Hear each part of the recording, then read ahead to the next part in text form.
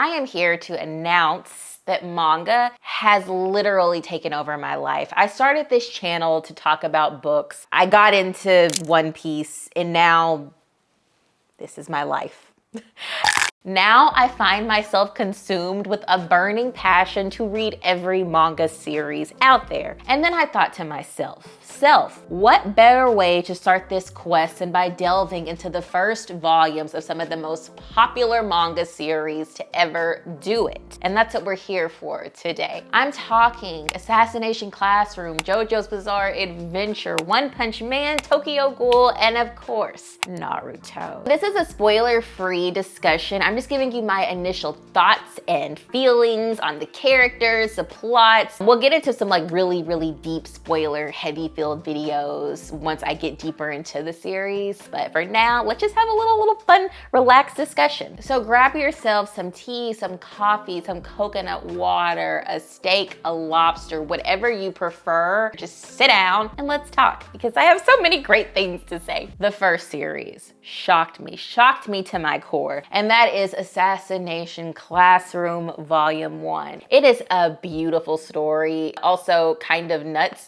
but it is really unique. It's different than anything that I've read in a long time. Well, I guess all of these are. We have this octopus-like man, not man. He's a teacher, but he's also trying to kill the entire planet, destroy it. He intends on doing so, but he has made a deal with the military government that if he is allowed to teach in this classroom, the classroom is called Class 3E. It's a junior high class. And if those kids in that class can... Hi, editing Amber here with a quick interruption. I don't like the word that I was about to use. Yes, this is about the teacher saying that if the kids in his classroom destroy him, he will not destroy the planet. But I don't want to make it sound like that's a good thing or that that's what the story is even promoting. From what I can tell, that's what he says, but it's an underlying plot to the real plot. You know what I mean? Like, it's not the intent for him to actually want them to do that and encourage violence. Even though there is violence in there, from what I understand, that's not the actual point. Does that make sense? Okay, don't do violence. Don't engage in that. That's the point, okay? Enjoy the video. Then he won't destroy the world. Now, I know, what the heck is that? My thoughts exactly, but also not my thoughts. So this particular class that the teacher wanted to be a part of is filled with students that have various struggles and they're essentially put in a place of failure as if they'll never be able to get out of it. This teacher seems to awaken different things in these students. I don't know if each volume is like this, but this one centers around 3 particular students and different struggles that they're having. But in the midst of that, they learn a lot about themselves through his teachings, if that's what you want to call it. I think the plot moves quickly and efficiently. I never felt like it got stagnant. I don't remember ever being bored. I would say my only con with this is that I feel like I can predict the ending already, but at the same time, I don't really care because this is more of a story that it's about the journey, and I think the journey is so necessary. It's a very necessary journey, and my perspective is changing so much about not just the teacher, but the students. There's already some really hard-hitting moments just in this volume. I can only imagine the rest of this story. I'm already ordering the full set. I should have ordered the full set of almost all of these. I will likely devour this very quickly. And the crazy thing is, I thought I would like this one the least. I really did. Or maybe not the least, but I was nervous. I was really nervous about this, but turns out it is just the most intriguing thing. Loving Assassination Classroom. I would give this volume literally a 10 out of 10. 10 out of 10. Love it. Can't wait to get more of it. My friends, next we have Jojo's Bizarre Adventure, and I have the correct copy now. If you saw my manga haul, I bought the wrong one, and now I have the right one. The covers on these are fantastic, absolutely beautiful. I had no idea what this was about, no idea. I got it because it was one of the most popular manga from what I understood, and then the cover was beautiful, and that about sums it up. So did not not know what to expect. Also, I have to say, for this being called JoJo's Bizarre Adventure, it was more like JoJo's Depressing Adventure for a while. This was really dark, but really good, okay? And it gets stronger for JoJo towards the end. We have our main character, our JoJo. He's great, he's sweet, he's just lovely. And then we have this little boy here, Dio. Is it Dio? I'm calling him Dio. Dio ends up moving in with JoJo. There's a lot of like background story to all of this. Dio moves in with JoJo and causes havoc in JoJo's life, okay? He's a menace to society. But we kind of see how they maneuver, kind of get some reasons why Dio's like that a little bit, I guess, and how JoJo deals with his stuff. It's kind of about their dynamic a lot in this volume, and then different time periods in their life. We get a lot in a short amount of time. Overall, very good story. This starts in like 1880, also not expecting that, just the time frame that we're in. Really enjoy that for whatever reason. Also, just on a preference as far as like the designs and stuff, we get some colored photos in here. I don't think I have my settings right on my camera to show this properly, and I'm too lazy to get up and fix it, but it is so nice. I love that. They're not all in color, but we get a lot of pages that are in color. The drawing itself though, even in the black and white, I mean, I'm obsessed. There's also this element of this mask in this story. It's from the Aztecs, and that adds a whole nother layer to this, and it'll play into the story later, but the mask has some crazy abilities. Also, this is a lot more, I already kind of said it, but depressing, dark, and violent than I thought it would be. Like, there was a part in this story that I was shocked. I was shocked that happened. And I think that's something that I like about this. It's very shocking, but not shocking in the sense of overdoing it, just like they went there. Like, this character went there. It's bizarre. The more I'm talking about it, the more I am understanding the bizarre aspect of this, but very, very engaging. It definitely just throws you in here and you want to know what happens next. I suppose my only con would be following this. It's not confusing. Questions are answered, but it's confusing, and it's like certain questions aren't answered. And I know that makes no sense, but that's why it's called JoJo's Bizarre Adventure. It's meant to be bizarre, and they do play into this and that. This is a story where you have to read it for yourself to get what I'm saying and then have a discussion. But I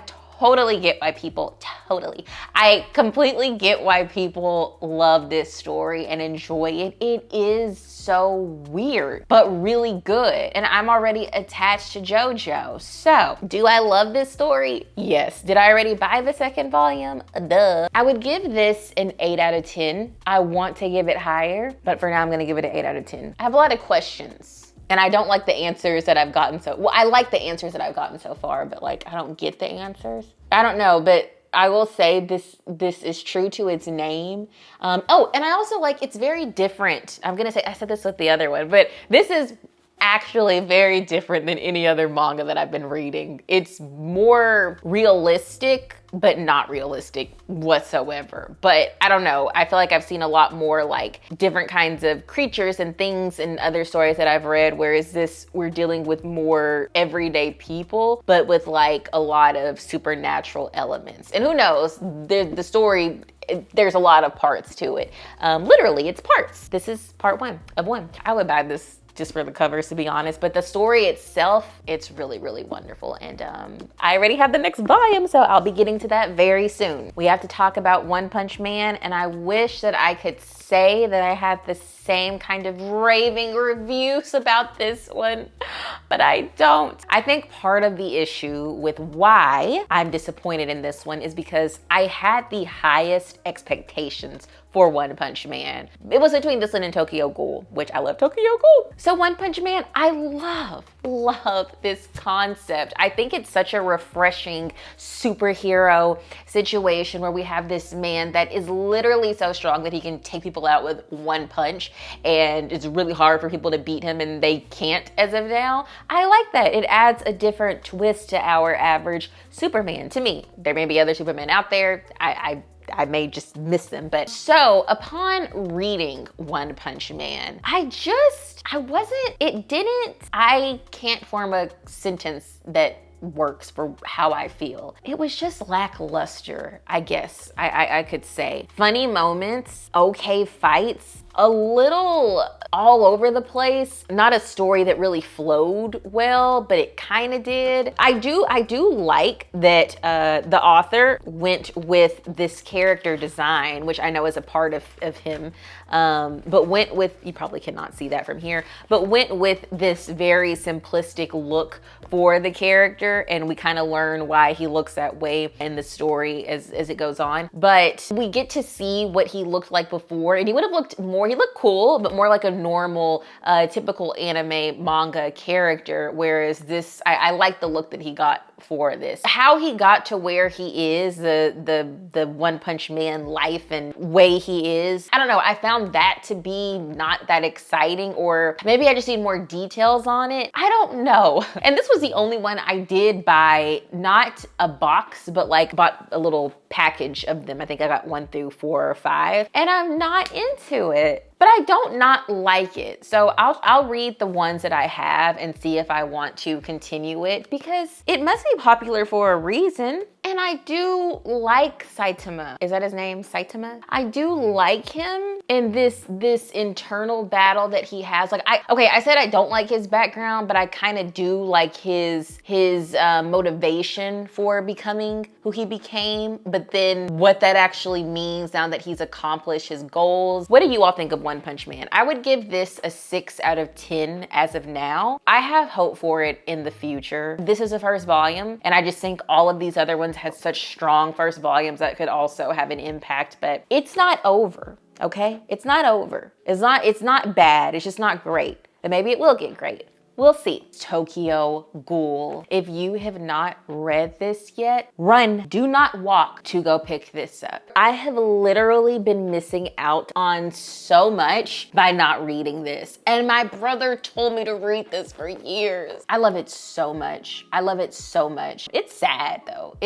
There is a energy about it that is really sad, but it also makes you think. It's like a different kind of sad than JoJo's Bizarre Adventure, because you really feel for this character here. Ken is our protagonist in this story. He is thinking he's going to go on a date with this girl, and he's so excited, and it turns out that she just wants to eat him. And while she doesn't eat him, she ends up turning him into a half human and a half ghoul. And there's so much to that that's so heartbreaking. I love the inner turmoil that he has to go through. Everything changes, and he has to engage in certain things that no one should have to engage in when they weren't that before. There's a lot to this story, but 10 out of 10. This was a 10 out of 10, solid 10 out of 10. I do want to see our main character's growth. I hate the situation he's in. I love it. And I just feel so bad for Ken, and I adore him. So this is another one, should have bought the whole set. Couldn't even get the second volume in Barnes & Noble, and I was gonna order the second volume, and I'm just gonna order the sets of these, the box kits, all of that, because this is definitely gonna be one of my favorite manga of all time. I already know it. Tokyo Ghoul, I love you. I love you so much, although you're really sad, but you're great, and I can't wait to finish you, but I can wait. Okay, I really like it. Next, we have the biggest shocker. I am obsessed with this. I love it, and I can't believe I have spent so many years without it, and that is Naruto. This is a big plot twist in my life, because I would have never in a million years thought I would read Naruto. Even when I started One Piece, even when I started getting into manga. You know, I grew up with Naruto always being on in my house. My brothers watched it all the time. I even know some pretty big spoilers, which I'm okay with. And I just never gravitated toward it. Even in my Death Note days, that was my first anime. Definitely didn't gravitate towards the anime and never thought I would read the manga. And here we are, and I am so impressed with this story. I am so impressed. And I love, adore Naruto. It already made me emotional and happy, and I was laughing, and it was intense, and he has that drive that I just love in a character, and I love Sasuke already, I can tell. So Naruto it looks like he's a little bad kid. He is also trying to graduate from his ninja school, but he's not a bad kid. Well, he kind of is. But at the same time, there are things we learn about his past and why he is the way that he is. We don't know completely why he is the way that he is. We learn little things about him. And he's very special. He's a lot, but he also wants to be the greatest ninja in the world. So he's on a mission for that. We meet other little characters who I also adore. I already mentioned Sasuke. Really like him already, and they're a part of this training. There's also things with his village. They were attacked by the nine-tailed fox spirit, and that claimed the lives of many people, including the village leader, which is the Hawkage. They're kind of at peace right now, but it definitely seems like there is some underlying issues and anxiety and stress because of that. And there are some ties with Naruto. You can already tell this is going to be such a fun, sad, inspiring adventure, and I'm hooked, you all. I'm hooked. I like the drawings. I like Naruto's energy. There's some great moments already in this, and I don't know how I feel about that little girl though. I forgot her name, but I don't know how I feel about her just yet. She made me mad a little bit, but we see Naruto, Sasuke, and her, and they're kind of like, as of now, the main kids, and there's one other little kid. Dare I say that it kind of is giving me that same spark that I felt with One Piece when I read the first couple of chapters of One Piece. That's what I'm getting with Naruto, and I'm shocked. I am so shocked. So best believe this is another one. Box set is coming. Why not? I'm in love. I'm already in love, okay? Naruto for the win. So these are my new little babies, even you One Punch Man. I'm just so happy that I have finally really given manga a chance. All of these stories are so wonderful. I started this channel talking about books, which I've been reading since a very, very young child, traditional books, you know what I mean. And now all I want to do is read manga, and hopefully I'll go back to my regular books because I have a ton of them that are unread. But right now I am loving my manga journey, and I'm just so thankful for these stories. But I do want to do a more extensive review of each of these series. Maybe not One Punch Man, we'll see, but the rest of them for sure. There's so much to say. I want to be able to talk about the spoilers and all of that, but this is a little taste for those of you who are like me and have never read them before and just want some insight. And for those of you who do love them, to just hear somebody rave and rave about how great they are. Yeah, I'm on this journey. I will read every manga that is out there. You just wait. But starting with these first popular ones was not the worst idea ever, and I'm very happy with that. So I'm gonna get off of here so I can continue reading and then come back and talk to you more about them. This video has come to an end, but of course, I'll see you all in my next video. Until we meet again, go read.